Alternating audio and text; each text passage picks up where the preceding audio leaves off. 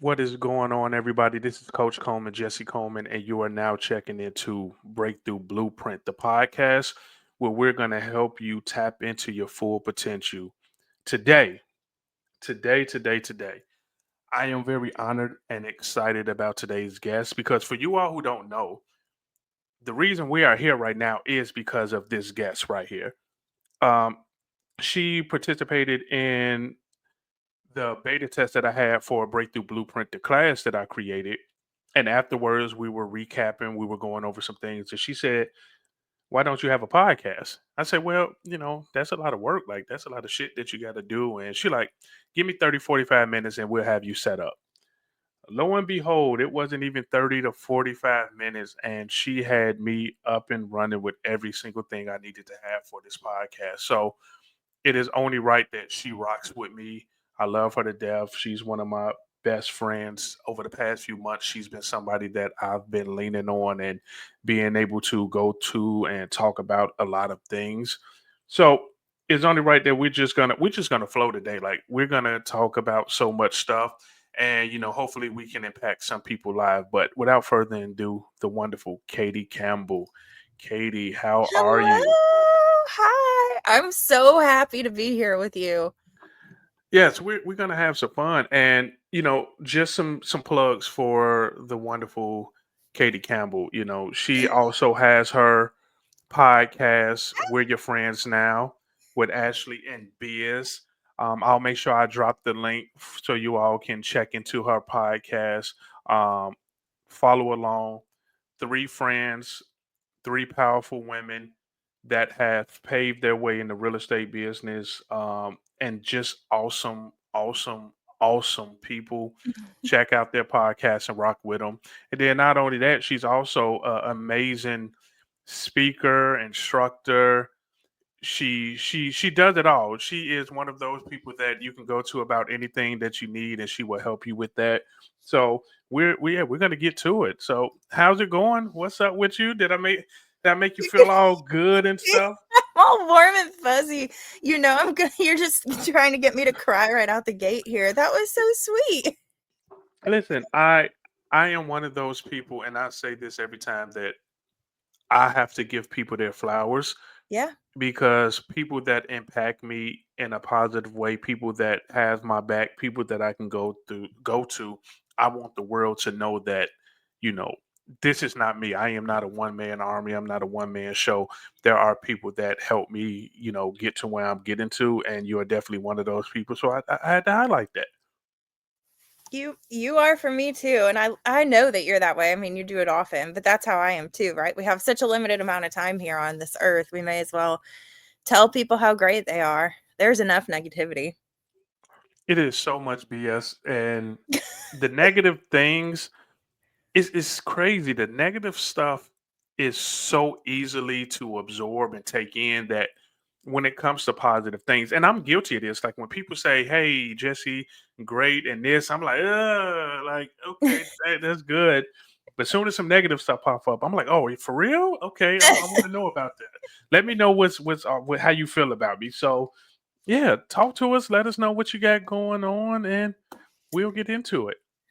Oh man, I feel like there's always a million things. And like the negativity thing is such an interesting conversation because I had a call with you the other day where I was in Yeah. kind of a negative space and I wasn't calling to get in a better space. Um it's because I think that I'm so focused on staying in gratitude and moving forward and the next step and all of that. And I was in this space where I needed to allow myself to kind of grieve something truthfully and process that and feel those negative emotions and I wanted to do it faster. I kept looking for like what's the one thing I need to know or need to process so that I can get out of this slump faster. And both you and Kyle Evans were like, you don't. You just kind of don't get stuck there, but like you got to let yourself feel it. And I was like, okay, but I'm not used to doing the negative things. So, like, how long do I stay here? It's funny that you bring that up because I had Antoinette Perez on an episode, and Mhm. we literally talked about that whole concept of Yes, gratitude is great. Yes, we want to live in gratitude. And for some of us, we need to complain. We need to vent. We need to get that shit out. And she shared a she shared an experience where she went to the doctor. The doctor, and then you guys can go back and listen to that episode where the doctor tell her she need to get her cholesterol together, and she had to stop eating certain stuff. So she said, okay.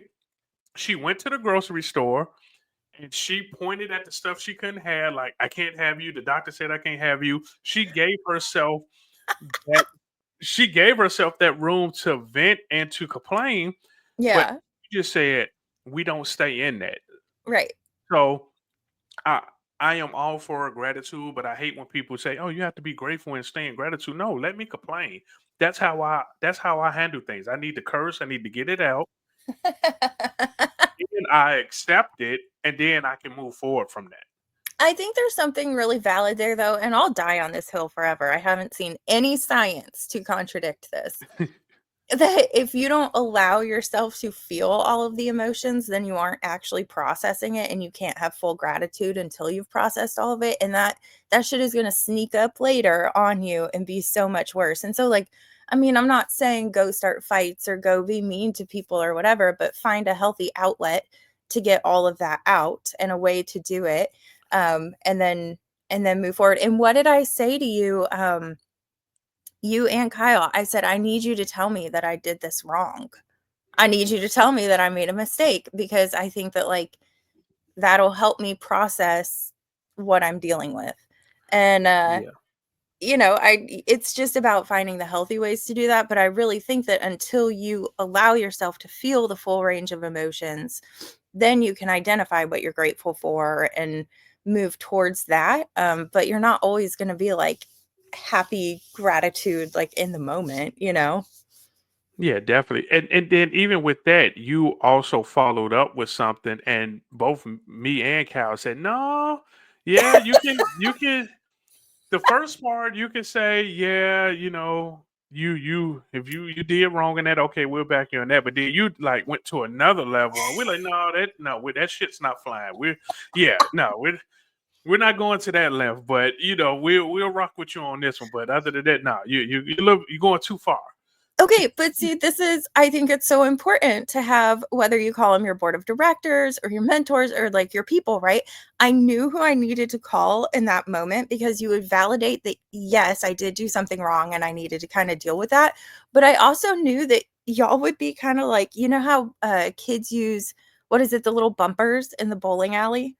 Oh yeah, the bumpers. Yeah, Right, yeah, and so, like, some people in my life are bumpers of, like, okay, I know they're gonna be really honest with me, and so they're gonna validate me on this, and then if I swing too far, they're gonna, like, slap me back over into the middle of the lane, and that's exactly what happened. I was telling you what happened, you were there, you were validating what I was saying, you were telling me there was a way out, and then I took it a bit too far, and you were like, yeah, no, we're not gonna walk down that path." yeah. We're not gonna go there. And because you're somebody that I've been talking to a lot, over the past few months about certain situations, and that was something I realized about myself. Duff, I am one of those people, and for anybody out here listening, that there's a lot of people like that. When we're going through shit, we shut down, where we Mhm. completely shut everything down. And one thing I realized for me is I need to shut things down to put myself in that room to deal with whatever I'm dealing with. Yeah. And I also know that a lot of people can't operate like that. But for us who can, we have to put ourselves in that room. We have to put ourselves in that dark place because, like you said, it gives us those things that we can be grateful for. But a lot of times we have to deal with that shit head on, and we have to really go and bump heads with what we're dealing with to be able to move forward and move past it. I'm gonna challenge you on that a little bit, though, because you say not everybody can do that, and I agree that a lot of people don't. Um, I also would challenge that the people, now again, I'm not saying like shut everybody out, get depressed, don't talk about it forever and ever, like, I mean, obviously you need to have people in your life, but if you are unable to sit in quiet and self-reflect and you have to talk to somebody constantly, um I I want to be really delicate here because people are so different.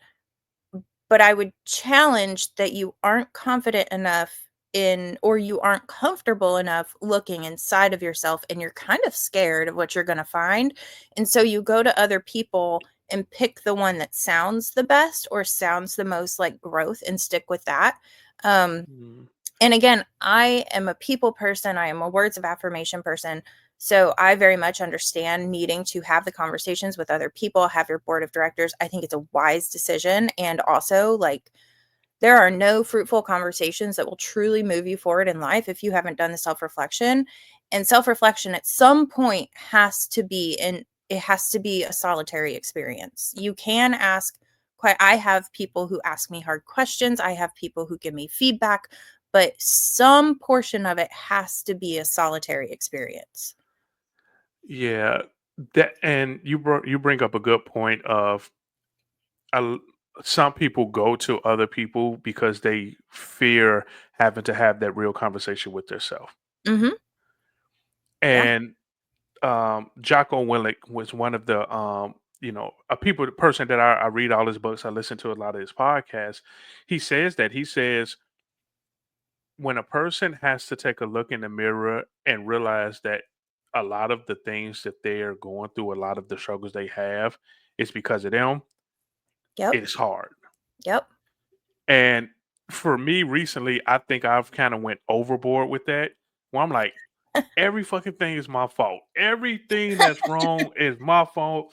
And people are like, "Whoa, wait a minute now! Like, it's good to, hold yourself accountable, but you're Yeah. going a little bit off." I'm like, "No, I'm going to accept everything, and it is what it is, and just move forward." So it's finding that balance of okay, taking a look in the mirror, realizing, "Hey, this is where I dropped the ball at," and not blocking everybody out to deal with it, but not leaning on everybody to handle the situation you're going through.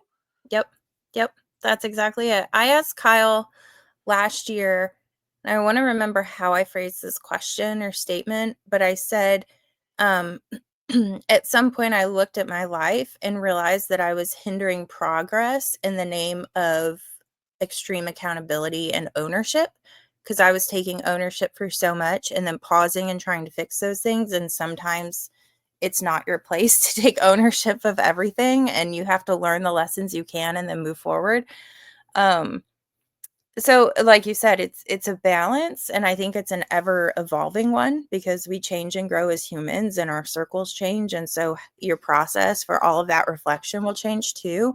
Um, but I think it's something that you have to be really aware of. I think my biggest fear with all of that would be not doing the internal introspection and allowing somebody else to choose my emotions for me. Um, which I think happens to a lot of people without them realizing it. Yeah, and that's one of the exercises that we do in the Breakthrough Blueprint workshop. Of first of all, being real with yourself and saying, "Okay, who am I? Who am I currently right now?" And not the surface level stuff. Like go deep. And I always share, and people will laugh, and I'm like, "Okay, I'm a compassionate asshole. I am a person that also sometimes um, don't react from logic, and I may react from emotions." And it's just being real. Like when you can highlight and be real with yourself of okay, the things you need to get better at, it's hard, but it makes it so much easier because now you know the things you need to improve on and you're being real with yourself. Yeah, yeah. Mhm. I don't know, All right. man. So yeah, Was that just the we're gonna intro? get deep. We're gonna get deep again. Gary Keller and the KW ecosystem, what they say always say, get real, get right. You gotta get real. Yeah, yeah. You You gotta got it. get real. All right. So we talked about, getting real and, you know, looking within, and what is those steps? What are some things that we can do once we got real with ourselves and we see where we need to make adjustments at? And when you've done that personally, what was the steps you take to be like, okay, this is the person I want to become? And one thing we know, and I share this quote every time, is that the person we want, we're already the person we want to become. We just need to tap into that. So, what are some of the things that you've personally done to be able to tap into the person you know you are to just bring it out? Okay, so okay, we're going to talk about a couple things. Yeah. Number one is surrounding myself with the right people, changing my circle, changing the people that are in my life. Absolutely the biggest one. The reason being they hold me to a standard of who I am. Um, and don't allow me to slip from that. And they will call me out. And I purposely surround myself with people who are, they have express permission to call me out on any bullshit. They care enough to do it. And on the other side of they will be my biggest cheerleaders and they will celebrate me. You know, it's not all, they're not just knocking me down all the time, but they will call me out with zero hesitation. They do come from curiosity of like, that doesn't seem like you, what's going on? But, you know, I am, when I first started learning about like disc profiles and who people are and who I believed I was at my heart and that like what it would take to become that person. I am a words of affirmation person. That's my love language. And I'm a high I and a high C. So I love people. Compliments mean a lot to me. So looking at that, understanding I want to be a person of continual growth, I can't surround myself with yes people or just hype people. Mm, Um, for two reasons. One, I'll just get stuck in the hype and think I'm doing great. And really I'm losing because I'm just not doing anything. Secondly, they aren't going to challenge me or be scared to challenge me, and then I'll get scared of challenging myself, and that doesn't work, right? And I don't want the people, I think I told you this the other day, I don't want the people who are like, oh no, you're perfect, you didn't mess up, you did everything great, you yeah. did the best you could, this wasn't for you. No, my best is not second place. My best doesn't get what I want. My best doesn't not get what I want. My best doesn't have people tell me no for the things that I Yeah. want. And so I need the people who will challenge me. And I knew that. Now that's kind of hard, right? Because my natural tendency is to attract like the happiness and stuff. And so it's a lot of Right. me almost creating an avatar of like, who do I want to be? What traits of those people do I need to see in order to allow them to have influence over my life? Mm, And then it became a journey of understanding myself and who I am so that if somebody says something to me that doesn't align with me, I don't care. I'm confident in who I am. I'm confident in what makes me me. And so I don't need other people's input on who I am. I need my trusted group's input on if I'm operating in alignment with my mission and who I know I am. And so, you know, there's been changes to that over the years. But if you think about like you and the 3D group, right? And how often do any of you hesitate to call me out on anything? no. No. No.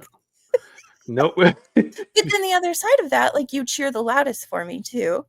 And then Yeah. I have, you know, some girlfriends and some mom friends and some people that understand all the facets of my life. The other thing is like understanding who you are and the action steps to take there, and then actually being okay with giving yourself grace sometimes, not allowing it to be laziness, but understanding that like grace is a superpower, and if you give it to yourself, you can learn more.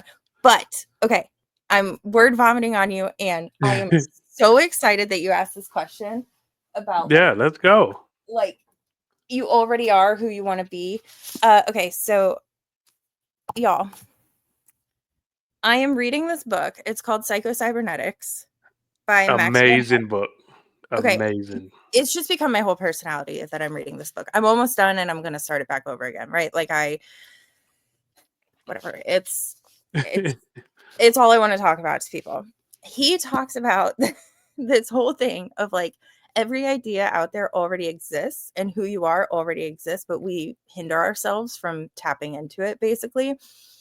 And he gives suggestions of carving out quiet time to think. And you know me, like sometimes I read stuff and I just move really quickly. And so I was like, cool, yep, already do that. I have like dedicated times to think.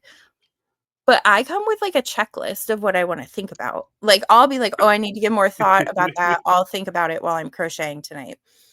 This is the idea of like allowing your brain to relax and kind of shut down and just see what your brain does, because you are already wired correctly for what you are supposed to accomplish. And you have to put the power back into yourself instead of what you've learned from society and your mistakes. And it's such a fascinating concept. So I can't tell you like this is what I do to create my action plan to get to who I want to Right. be, but I'm trying this now because I'm so excited, because I think it's a fascinating idea that, we say that some things resonate with us or we can feel it, right? Like we feel the things that we feel really strongly about. They really hit us. And the reason is because your complete makeup is designed to do that. And so if you kind of shut down your thoughts a little bit and let yourself just become what you're supposed to become, you'll get there faster. Anyways, Yeah. I'll report back. I'm really excited. But everybody should read this book. And if you're Yeah. in my life at all, I've probably told you that 18 times. So, Yeah, I love that book. So there's two things you said that I want to hit on. And the first one is your your circle, your crew, your yeah. people. That is so critical because you've you've said this to me, Cal said it to me, you're like, stop being a baby back bitch. Like, and me as a person that when it comes to accountability for me, I need that. I need a drill sergeant. On a scale of Yeah. 1 to 10, I need a 10. Yeah. I don't need the soft stuff. So it's like, hey, stop being a baby back bitch. I got a voice memo from Cal one day. Like, I can't put it out there to public because he said some choice words, but he said what he needed to say. And what is your environment? So here's one thing I want you to do, because here's a big thing that we are accomplishing or looking to accomplish with this podcast is action items. We're Yeah. not just up here to talk. We're just not up here to say stuff. Action items. So first of all, when we go back to you taking account of yourself, who are you? How do you like to be communicated with? How do you absorb information? Now, are you one of those people where you can't have somebody that's a drill sergeant because you'll start crying and you'll shut down? Right. Or you need somebody that needs a drill sergeant. Once you know what form of communication that you need to be able to operate, now you have your circle. Now Yep. you give them permission. Katie, hey, I need a 10. I will bullshit you. I will give every excuse under the sun. Don't let me get away with that. You have full permission to go in on me to make sure I show up how I'm supposed to show up. Yep. And that's what she does. So again, taking account of how you like to be communicated with on a scale of 1 to 10, how intense do you need somebody to hold you accountable to what you want to do? And then give them permission. Make sure the circle is right. Our Yeah. crew is right. They have everybody in our crew has permission to call me out on my BS, and they have and they will continue to. But that's what I need to be able to show up and do what I need to do. So Yeah. yeah. I would say if you're still working on your circle, or even if you think you have your circle down, right? And circle is really a term of like the closest people to you. Not even Yeah. necessarily who you spend the most time with, but like who can you be real with? Hmm. Here's because when I first started this, here's what I did because I didn't know how to figure that out. I just had a bunch of people in my life. Who do I naturally feel most excited around? And that doesn't mean I'm jumping for joy, but maybe it's the conversation is so stimulating that I'm always learning and growing. Maybe it's that these people are in lockstep with me and I have a battle buddy. Maybe it's that they're a couple steps ahead in something that I'm chasing after, whether it's health or wealth or business or whatever that thing is. But who, when you're around them, you feel a little bit different than you do around everybody else, right? And so if you start just being really, really cognizant of that, you'll start to understand who your circle should be, because those people bring out a better side of you than the people who we all find comfort in people who will like kind of give permission to laziness or things that we don't need to be spending Hmm. time on or whatever. And it's comfortable, right? Because you can give grace to yourself because you're giving grace to them and we're all good and everything.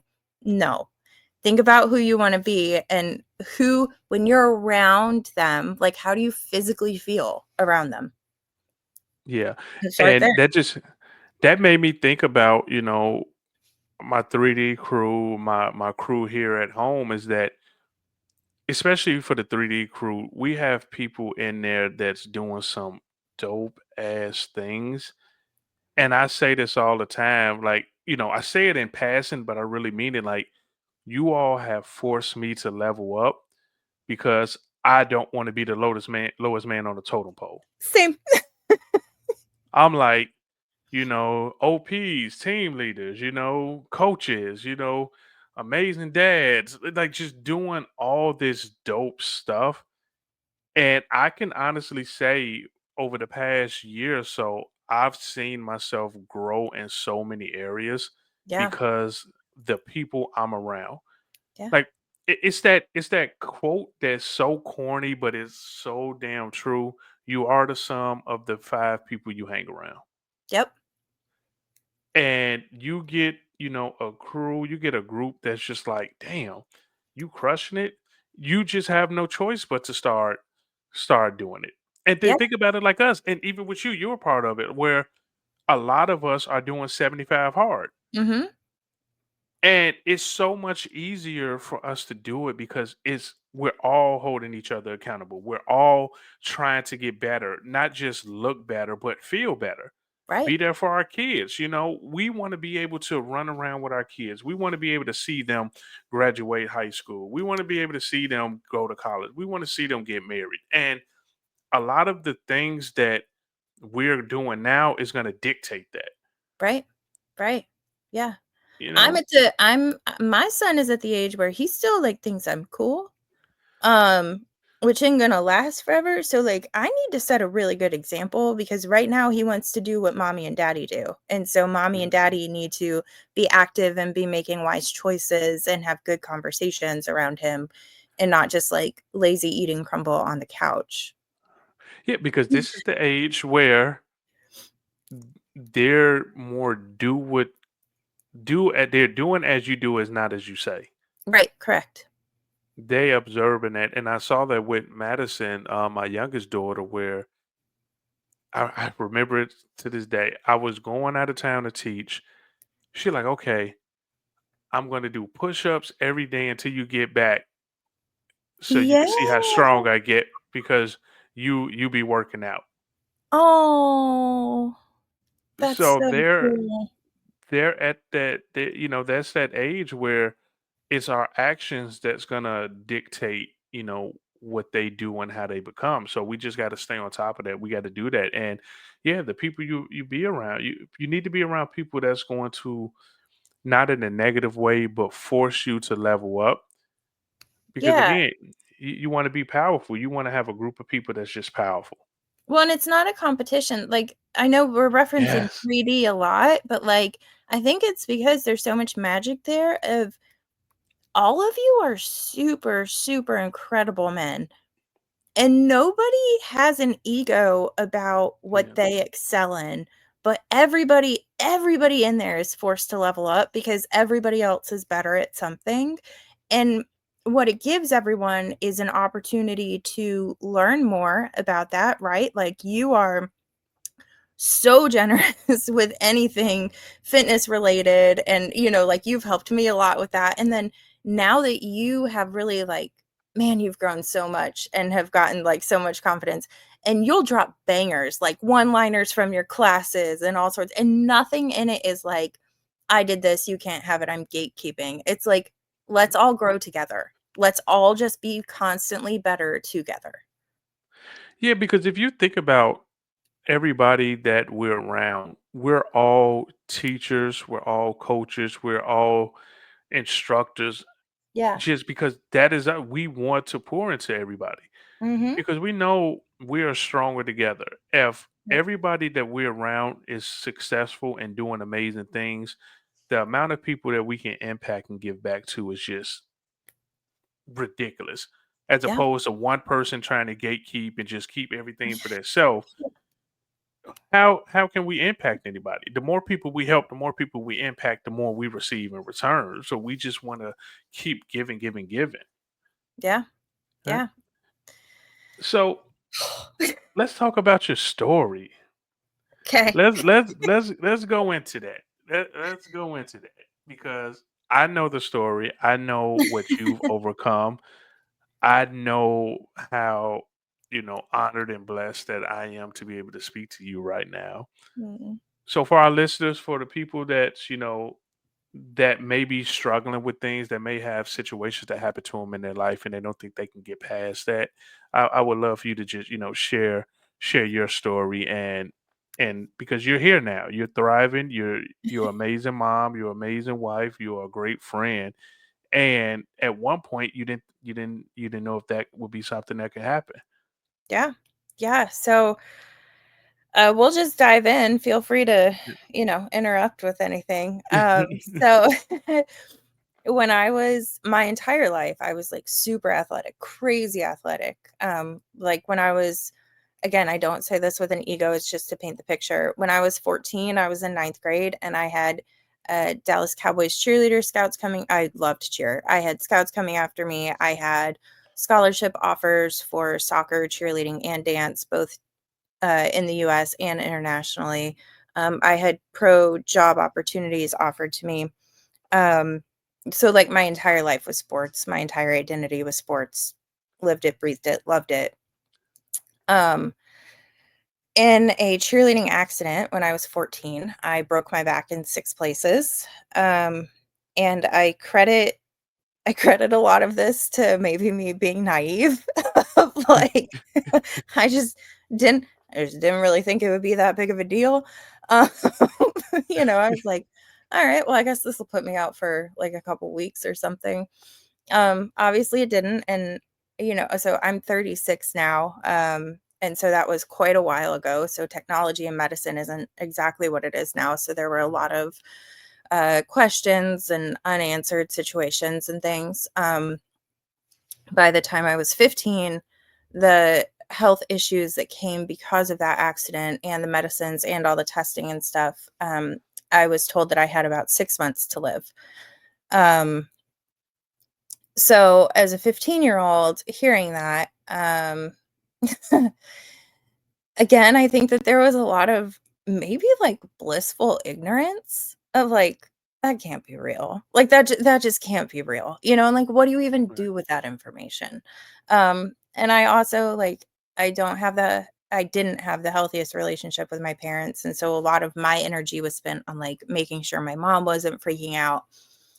And anyways, so obviously I lived.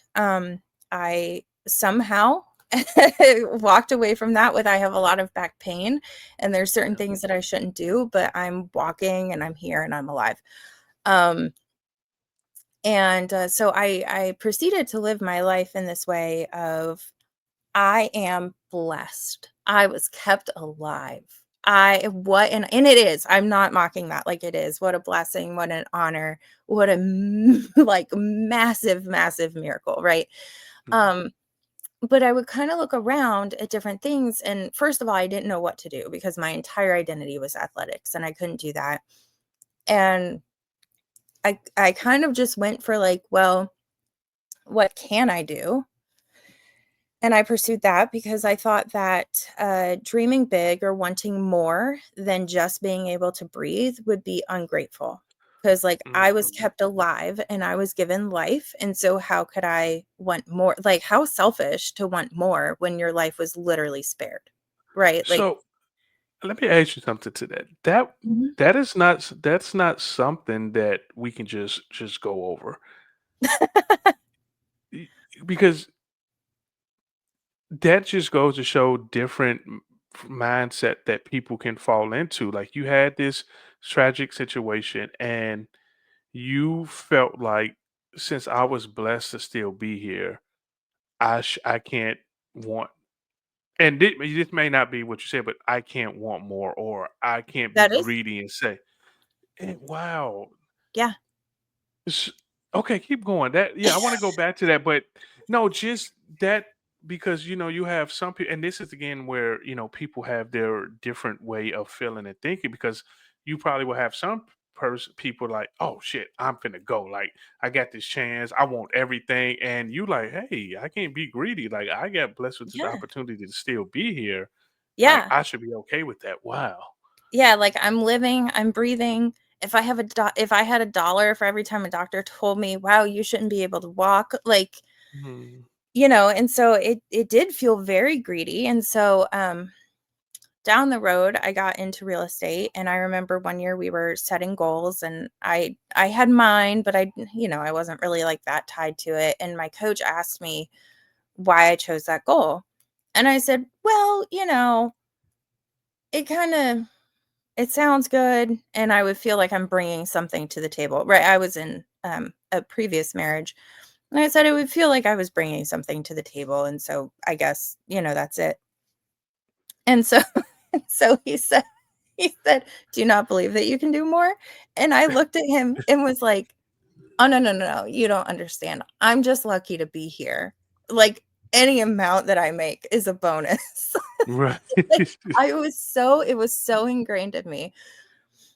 And this man, I will never forget this. He sat on my desk, and he, like, spun my chair around away from my computer, and he said, "God doesn't make decorations." And I Mm. was like, "The fuck does that mean?" Like, okay. And he said, "You were supposed to die, and you didn't. And you're walking, and you're breathing, and you still have all of this life left in you." And he was like, "Don't you think that that means that what you're supposed to accomplish is so big and you hadn't done it yet, and so you need to do it?" And I said, "It seems ungrateful to want more. How can I ask for more? It seems ungrateful." And he said to me, "Katie, your talents and your passions and the things that you are good at, your skills and the drive and the love that you have for people were uniquely tailored to you. And it seems more ungrateful to me to look in the eyes of your creator and say, no, thanks. I'm just going to Mm. coast." That was a bar. That was a bar. Bro, bro. And then he brought it back to God doesn't make decorations. And if you don't believe in God, then, take Right. the spirit of this and apply it. But, he said even things that were given to look at that are beautiful, like the sky and flowers and trees and whatever, all play a massive part in our ecosystem, and they are uniquely designed for their function. And yet they are still beautiful and wonderful and all of these things, but everything has a function. He was like, and your function isn't just to take up space. I said, well, I'm not taking up space. I'm like really nice. And I'm kind of funny. Say, no, And you're playing small. You're playing yeah, no, small. nope, you're kind of taking up space. Um, And so then at the ripe age of like 26 or whatever that was, or 27, I had a full-blown midlife crisis because I didn't know what I wanted, because I thought that I couldn't want, and I had to figure it out. Yeah. So, um, that one conversation quite literally changed everything in my life. I went to Bold. And I fully embraced it. I knew during Bold that I was going to have to get a divorce. I looked around at my circle, and they were full of wonderful people, but not people who were pushing me. And I had gotten to a place of complacency and comfort where I was pretty good being like a personality around people, but no real drive for anything that I wanted. And when I went back to my coach and said, I've done some soul searching, and how am I supposed to figure out what I want? We talked about what I'm good at and what I'm naturally drawn to and what I love to do. And then we tied it back to my life experience of what I thought I wasn't going to have and what I do have and the opportunity I have, and how big and beautiful the world is and how we can decide what we want our lives to be. And I just went 100% in on my mission being to help other people discover that for themselves. So then we move forward in that, and I am living my life and figuring it out and Yeah. saying yes to all these things. And I had tried to have a baby, even though the doctors told me it would be hard. And I finally, after a miscarriage, was told I wouldn't be able to have a baby. Um, and then later was very surprised to get a positive pregnancy test. Um, and now I went from not knowing I could want things to having more than I knew I could want.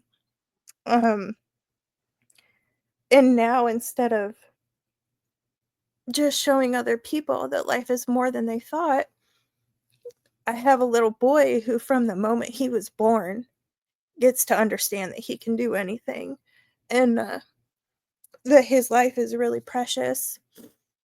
And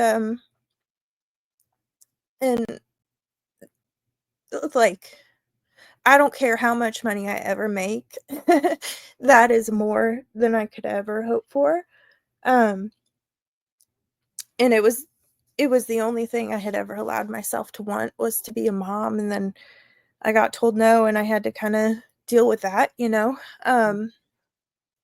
But so here we are now. We're 21 years past when I was told I was going to die, and we're still figuring out sometimes what I want to do. Uh, but man, do I say yes to things, and man, do I love to challenge myself and take risks and make sure that everybody who's in my world isn't wasting a damn second. Yeah. And for the people that's listening that may be going through situations, because one thing that I want to highlight is you are not alone. Yeah, You're not alone. It doesn't matter what you're going through, you are not alone. And from Katie and her story and her sharing, it's just keep believing, keep showing up, and keep wanting more. yeah, I think every day that we wake up, it's another opportunity for us to go get more. yeah. Like it's another opportunity. And I was actually gonna throw up a picture of Connor, but I'm like, no, I'm not gonna do that. I'm not gonna. The waterworks are really start, but He's the cutest little kid you'll ever see. I mean, I love, I love getting to see the picture you post with him playing in the snow. You know, my favorite things is when him and Brett go to the was it the bouncy? It was the trampoline park, wasn't it? Yeah, It was mhm, the trampoline park, and just knowing your story and being able to see him just being able to have an amazing life with amazing parents that love him. yeah, That lets you know that by you believing and you showing up and you giving yourself the chance to say, hey, I can want more and I should desire to have more because I am here. And, you know, I'm just grateful for that. It's amazing because, again, he's at that stage where he's learning from what you're doing and not what you're saying. right, right. And so somebody said this to me, and I can't even remember who it was. I wish I could. Of like, one, you can't tell your kids that they can do anything unless you do it yourself, because one day they're going to look up and say, well, then why didn't you? Like, if you tell them you can do anything you want, and they're going to say, why didn't you? So I have to live my life that way, right? And I think the other thing is, like, when I look into the eyes of that child, um, it gives me a lot more compassion for other people, because everybody is somebody's son or daughter. And I have such a love for the people who are my age and Gen Z. Man, I freaking love Gen Z. They're so cool. But they're going to influence him.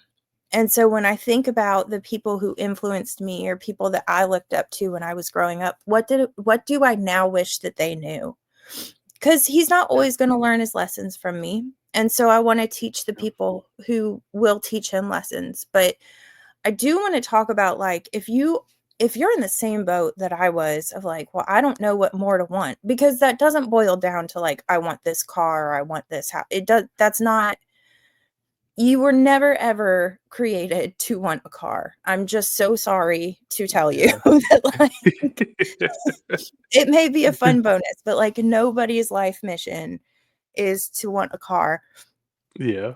If you don't know how to figure it out, because I felt totally alone in this, right? Like, I had my coach, but then, like I said, it was just such a quick change in my life, and I had nobody else who thought this way. And I just started waking up every day and making a list of, okay, well, who can I help today? In whatever that looks like. Is it a stranger that I hold the door for? Is it a friend of mine that I call and give encouragement to? Who can I help? And maybe along the way, I'll enjoy one kind of help, or I'll enjoy what somebody else is doing so much that I'll want to pursue that. And, you know, it's a process, and I think you have to allow yourself to realize that you may not know all of a sudden one day what you wanna do, and it may evolve, and that's okay, but you can find most of the answers you're looking for in life if you just help other people. I think you just said something that's very key too. Is it's a process. Yeah. Like a lot of people get very what's the word I'm looking for? Very down on themselves because they feel like they should know right now Right. what it is they want. And it life happens, shits happens. Like it's crazy. Like you can be somebody 35, 40, 45, and feel like you have everything figured out. Life is going good. And then at the snap of a finger, everything can completely go downhill. Mhm. So if we're in the mindset like that, we supposed to always have things figured out. We're supposed to always know what the hell is going on. It's BS. And I'm not saying that. And I'm not saying that we should just supposed to be out here just wilding out. But damn, shit is gonna happen. If it's one thing we know in this world, bullshit is gonna happen. How It boring is would gonna life be happen. if you never, like, had a challenge? It's crazy. And we just have to know like it's gonna happen. Things are gonna come, and you know, you may be dealing with some stuff. You may be dealing with a divorce. You may be dealing with a loss. You may be dealing with a loss of a job or something like that where, okay, we got to deal with it. Like we can mourn it, we can go through it, but we can't stay in it. Yeah. And don't let anybody else tell you need to have everything figured out. No. You don't. You know, It's sometimes crazy. sometimes the answer is the next right step, and Yep. sometimes you want that next right step to be the right one, but sometimes it's just the next right step, and so the more that you do of journaling and talking to the people who are close in your circle and understanding who you are, taking each step in alignment with who you are, you're going to get where you're going. You're going to have setbacks, you're going to have backward steps, and you're going to have some days that you're a little bit off. But you just got to take the next right step and trust that it'll all get figured out in the end, right? You have to take the initiative to take the step, but like nobody right this moment knows what's coming for them in the next 10 years. Please. Nobody knows Yeah. that. Yeah. So I do want to ask you a question to that, what you just said. And on a previous episode, me and Antoinette talked about what are what are the things that you're doing to center yourself and do that. So you mentioned journaling, and that was one of the big things we spoke about of journaling, getting stuff out. So what are some of your non-negotiables when it comes to putting yourself in the right mindset and the right frame? What does that look like for Katie? Okay, so journaling for sure. It's Yeah. a great conversation with myself, and I tell everybody if you don't know where to start with journaling, um, I always love the 5-minute journal, and it's such a great setup. Even if you don't go by the journal, it's 3 things you're grateful for, 3 things you can do that day that will make you look back and say, "This was a good day." Affirmations, and then at the end of the day, like what you learned. To me, that's a really good starting point for a journal if you're just getting into it. Journaling is key for me because it allows me to center my thoughts. It also Mhm. allows me to see what patterns are happening, especially with affirmations. If I'm drawn to some more than others, it's usually like what am I not addressing inside that I feel like this affirmation is speaking to? And so, what do I need to spend a little bit more time reflecting? Um, we also then in our family very much like to have open communication about when we need quiet time. Again, I have a toddler. It's very loud. Um, and so sometimes I just need to be alone. Um, we've talked a lot about our circle. So like once I have Yeah. done some introspection, right, then I can talk to people about what I'm facing. But then I have two that I think are a little bit different. So reading for me is a huge one, and a lot of people only read for self-growth, but I read, number one, to learn, but then I also love to read nonfiction, because it Okay. helps with my creativity. And when my creativity is helped, I can usually look at problems a little bit differently, and I'm able to allow the creative side of my brain to wander. And so when I read fiction, I'm able to like get back into that, right? And then I, like so much of the real estate industry, have at the ripe age of mid 30s realized that I am probably quite ADHD. Um, and so I have recently taken up crochet, and Mm, let me let me tell you, what started it really last year. One of my friends sent me like a Woobles kit, which is like a crochet kit. I was sick and I did it while I was sick, and it was really fun. And then this year I just got so devastated that there were babies born around the holidays who would be in the NICU for their first holiday, and I just decided I needed to be yeah. a one-man show to make all these hats and blankets. What I what I didn't expect was, because of the way that, like, ADHD can work, being able to do something with my hands allowed my brain to focus better, and so when I have something I need to think through, I'll get in there and crochet, because you have to be cognizant of it, but not every thought is centered on it. My hands are busy, and I get to really think through things really, really well, and my hands are tied up, so I can't be on my phone, I can't be doing, like, Mm, all of these other things. I'm just crocheting with my hands, and I heard something recently. I was reading some study that said that, people who work jobs that primarily deal with mental stimulation need to have a hobby that involves working with their hands in order for their body to be whole and at peace. And people who work primarily with their hands need to have a hobby that involves using a little bit more of their brain without using their hands. And so, since our industry is primarily right. not, Yeah, brain. not doing a whole lot with my hands, except sending text messages and emails, it's become it's become really, really helpful for me to have those two things, the reading fiction to help that creative side of my brain get kind of juiced up. And then I will tell you also, with crochet, I'm a recovering perfectionist, like forever. And crochet does need to be perfect. And so it's a good way for me to get that out of my system without hindering process in like a work situation. Yeah. So that just made me really think of um I'll start with the second part first of, since we do a lot of stuff with our mind, mental, brain that we need to, have activities and habits to do with our hands. And Hmm. and I just looked over that a lot of people in real estate pass out fidget spinners Yep. or well, you got a KW stress ball. Like it's Yeah. just things like that to and when you were saying that, I just started looking at the fidget spinner like, oh, okay. Now that's why everybody in the real estate industry pass out fidget spinners and Yeah. stress balls because we need to do that.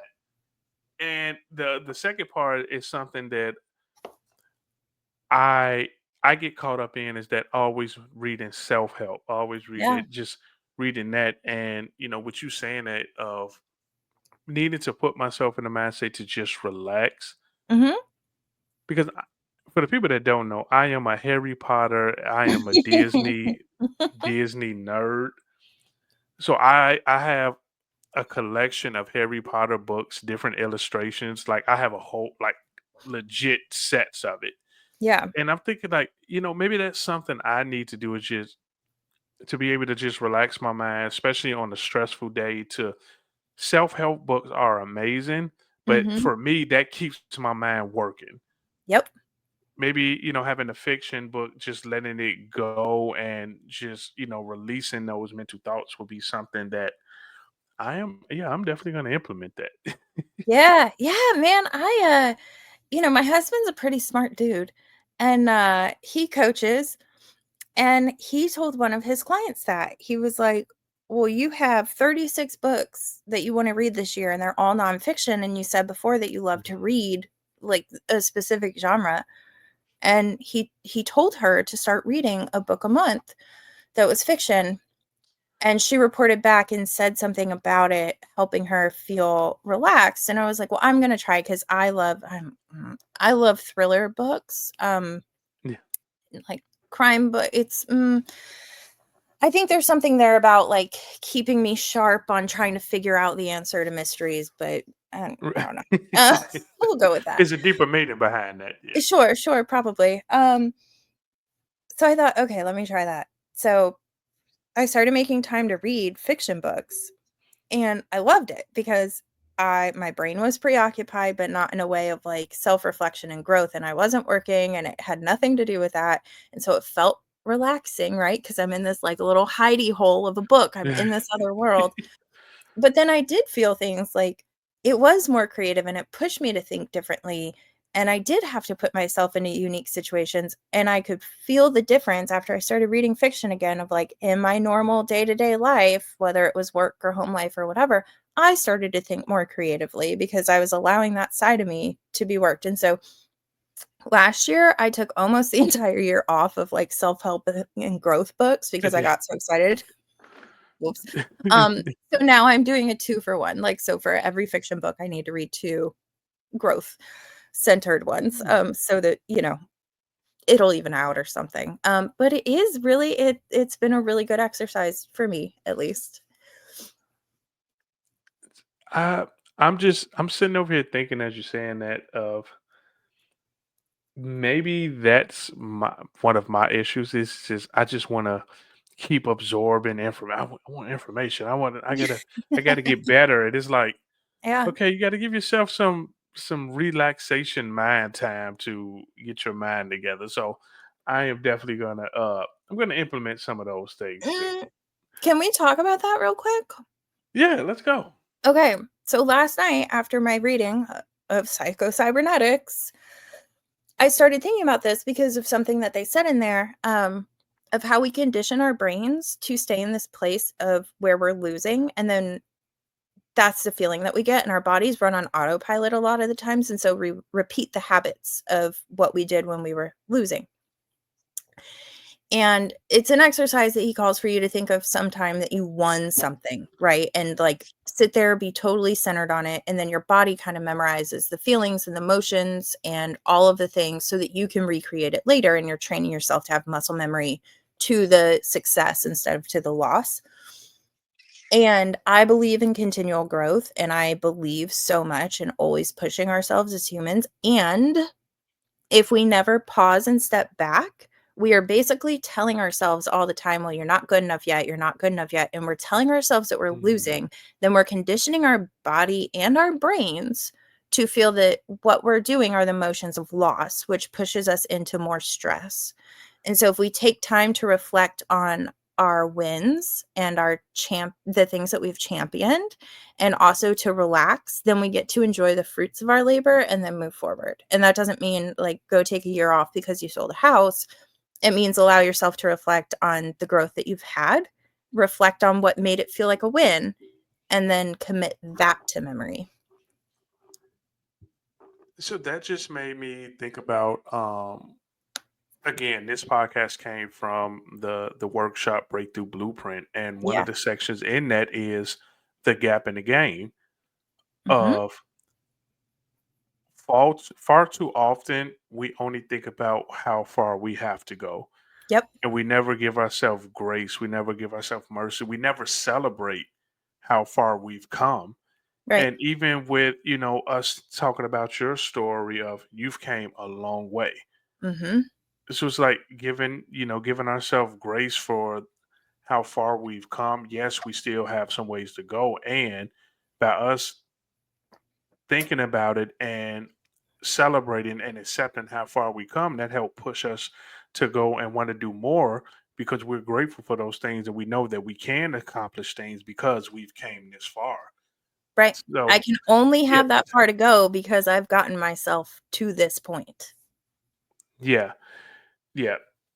That is, yeah, I like that. So again, for for you all listening, if you're in a situation where you're only thinking about how far you have to go, take a like Katie said, take a step back, sit there and think about just how far you've come. Like, Yeah. and I recently had this conversation with my best friend Jerome where I called him a few weeks ago and I was just like I had a rough day.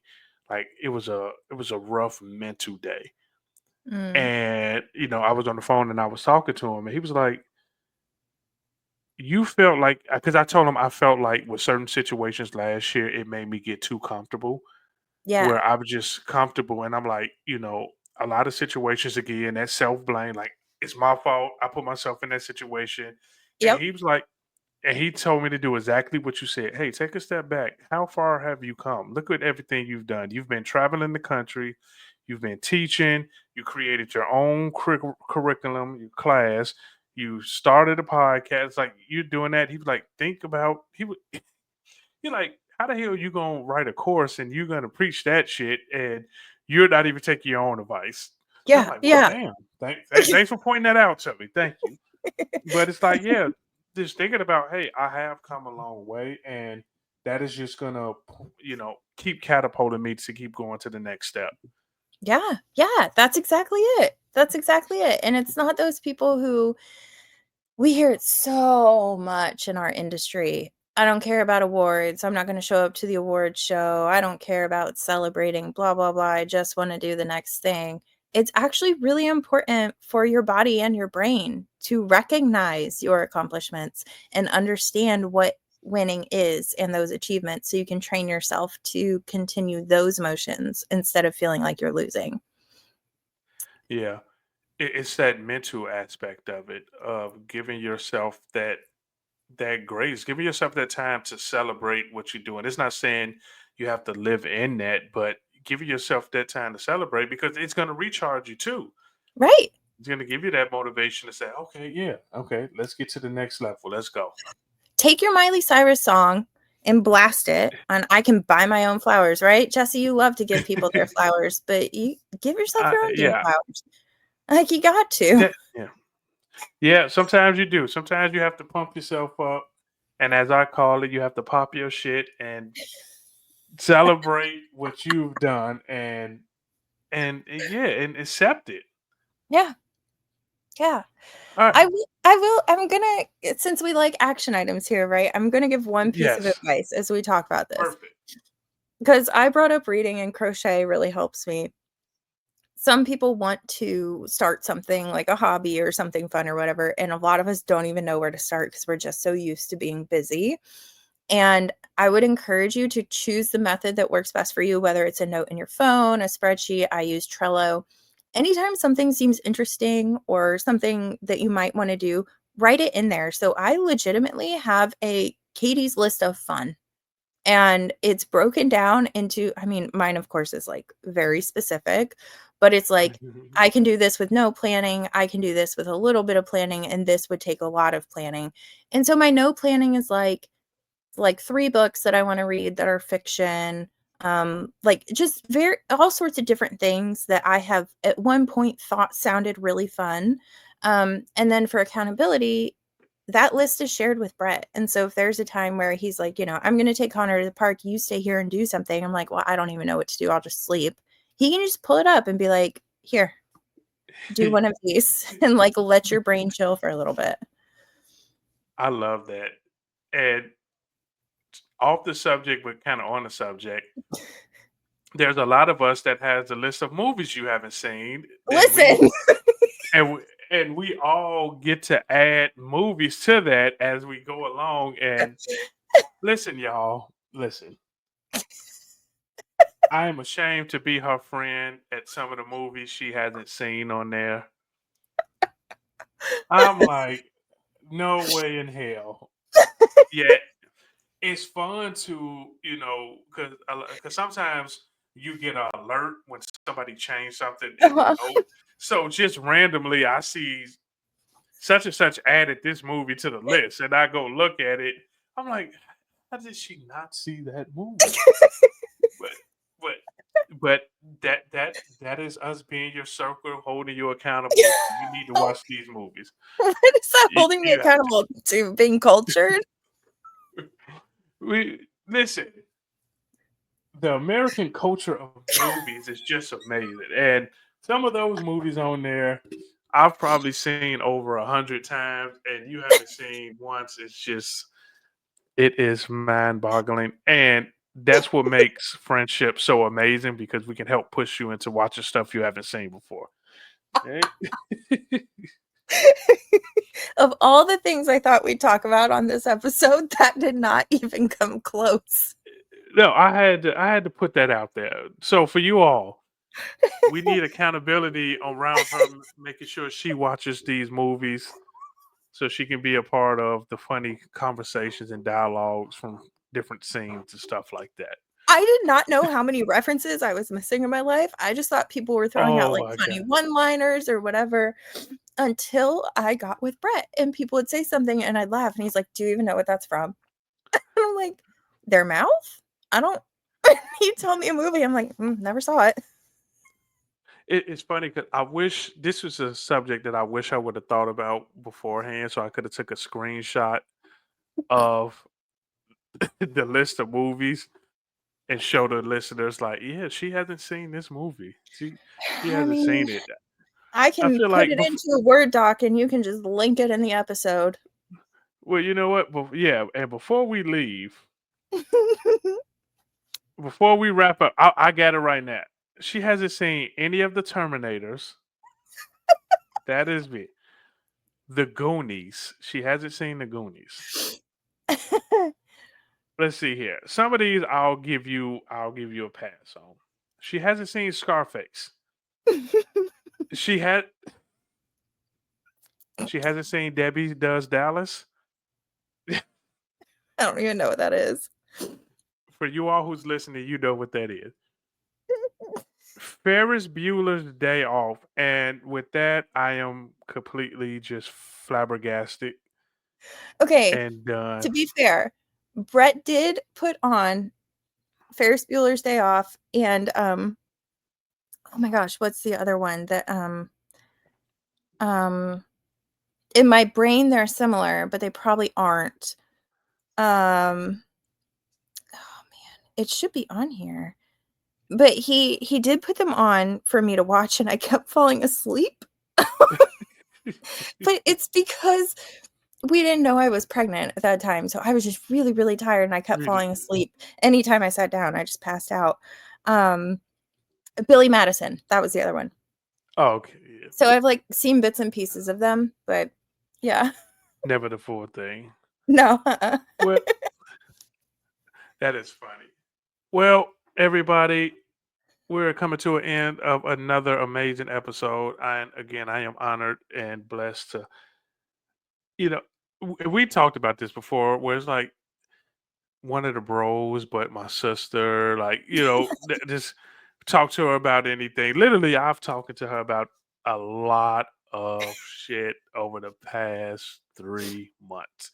And we've been close longer than that, but the Yeah. past 3 months, we have talked about a lot of stuff. So, Mhm.